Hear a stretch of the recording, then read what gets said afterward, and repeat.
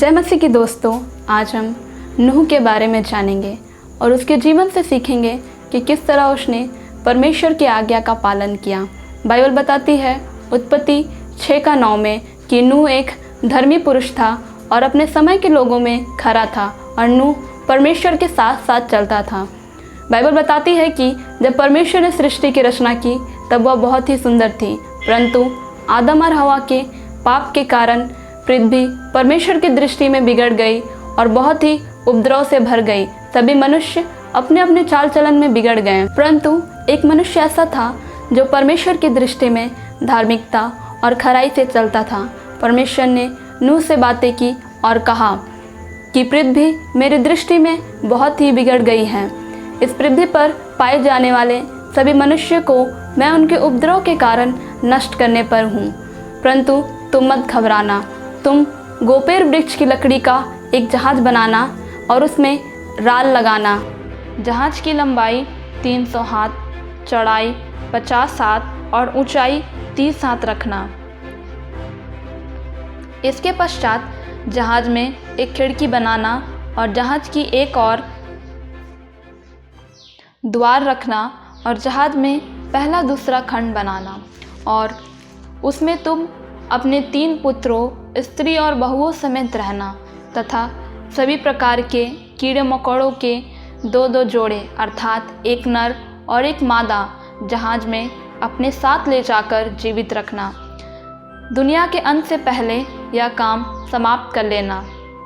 परमेश्वर ने नूह से यह भी कहा कि जब तू यह काम पूरा कर लेगा तो मैं पृथ्वी पर 40 दिन और 40 रात तक जल बरसाता रहूँगा और बाकी बचे सभी प्राणियों को जिसे मैंने बनाए हैं उन सबों को भूमि पर से मिटा डालूँगा।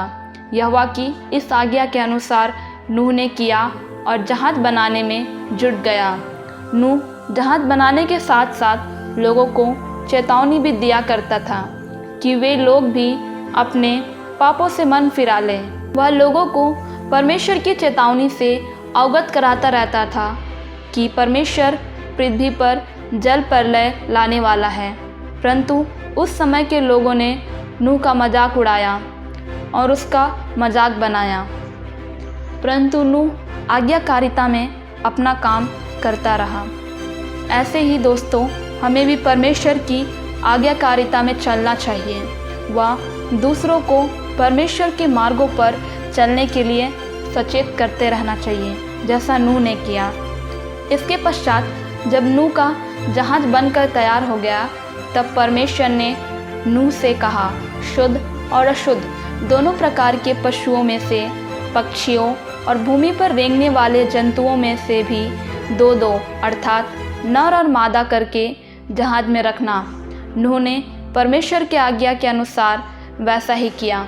नूह ने परमेश्वर के कहे अनुसार ऊपरी ओर एक खिड़की भी बनाई। जब नूह व उसका परिवार तक सभी पशु पक्षी जहाज में आ गए तब भी नूह खिड़की में खड़े होकर लोगों से विनती करता रहा कि वे जहाज में आ जाएं, परंतु किसी ने उसकी बात नहीं मानी। तत्पश्चात जब अगली सुबह बरसात नहीं हुई तब लोगों ने नूह का मजाक उड़ाया। वैसे ही वह 7 दिन तक करते रहे और नूह भी उन्हें हर दिन चेतावनी देता रहा कि वे जहाज के अंदर आ जाएं, परंतु वे नहीं माने। दोस्तों, इस कहानी से हम सीखते हैं कि परमेश्वर भी हमें मन फिराव का अवसर देता है, परंतु जब हम अपने ढिठाई के कामों में बने रहते हैं और मन नहीं फिराते हैं तो हम अपने अपराधों में फंसकर खुद ही अपने ऊपर दंड लाते हैं। इसके पश्चात हम देखते हैं कि परमेश्वर ने 7वें दिन दरवाज़ा बंद कर दिया और उसके बाद वर्षा होनी प्रारंभ हुई और उसके कुछ दिन तक जहाज भी पानी में तैरता रहा। ऐसा करते करते 40 दिन और 40 रात तक वर्षा होती रही। तब नूह ने 40वें दिन सोचा कि खिड़की खोलकर देखूं, तो उसने देखा चारों तरफ पानी ही पानी है और जो स्थल पर थे जिनमें जीवन का श्वास था सब मर मिटे। केवल नूह व उसका परिवार तथा वे पशु पक्षी ही बचे जो जहाज में थे।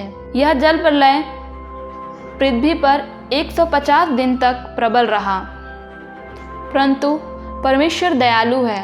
परमेश्वर ने नूह व सभी पशु पक्षियों की सुधि ली और परमेश्वर ने पृथ्वी पर पवन बहाई और जल घटने लगा। तो अचानक नूह का जहाज एक पहाड़ से टकराया और अरारत नामक पहाड़ पर टिक गया। फिर 40 दिन के पश्चात नूह ने खिड़की खोलकर एक कौवा जहाज से उड़ाया, यह देखने को क्या पृथ्वी पर से पानी अभी भी सूखा है या नहीं। परंतु कौवा को कोई स्थान नहीं मिला और वह इधर उधर फिरता रहा।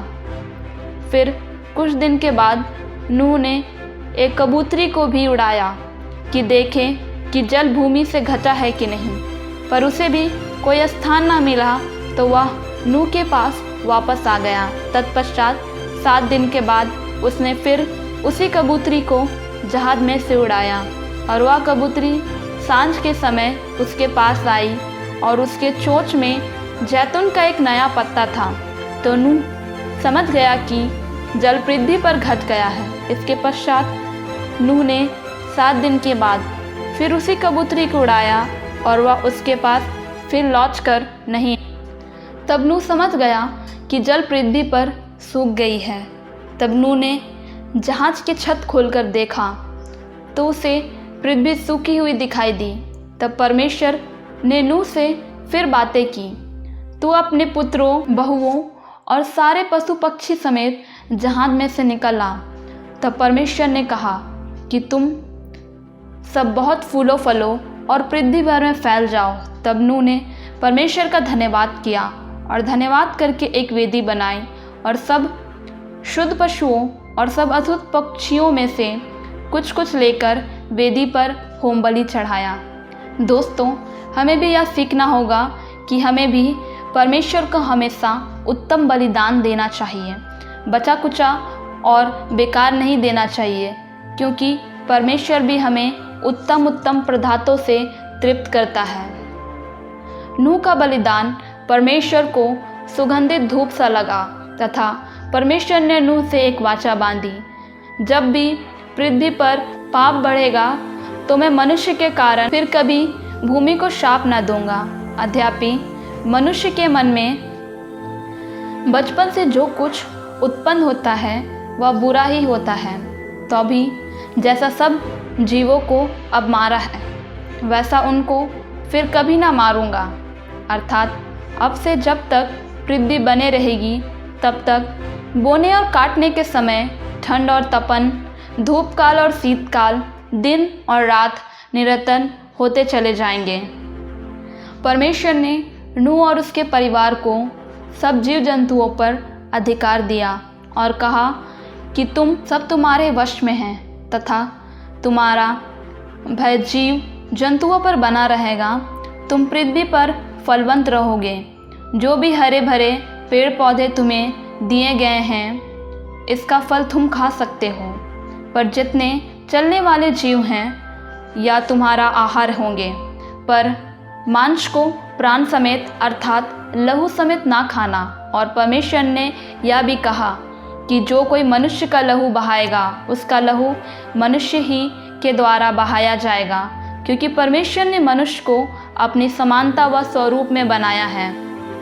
फिर परमेश्वर ने कहा, जो वाचा मैं तुम्हारे साथ और जितने जीवित प्राणी तुम्हारे संग है उन सब के संग भी के लिए वाचा बांधता हूँ। उसका यह चिन्ह है, मैंने बादल में एक धनुष रखा है जिसे आज हम इंद्रधनुष भी कहते हैं, और कहा कि यह पृथ्वी और मेरे बीच वाचा का एक चिन्ह होगा।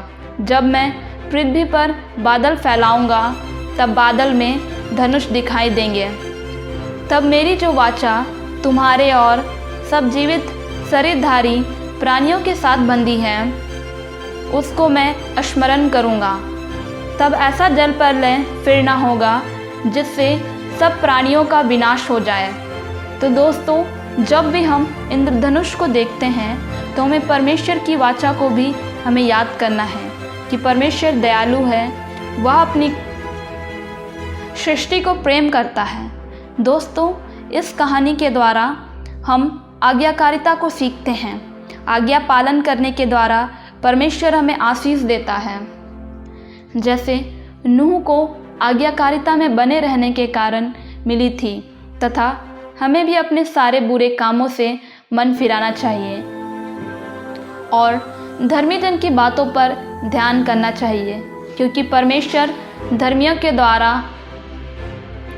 हम तक अपने संदेश पहुंचाता है और धर्मियों पर सदा परमेश्वर की दृष्टि लगी रहती है। जैसे परमेश्वर की दृष्टि नूह पर थी, जैसे उस समय के मनुष्य के साथ हुआ जिन्होंने नूह की चेतावनी सुनकर भी अपना मन नहीं फिराया और मर गए।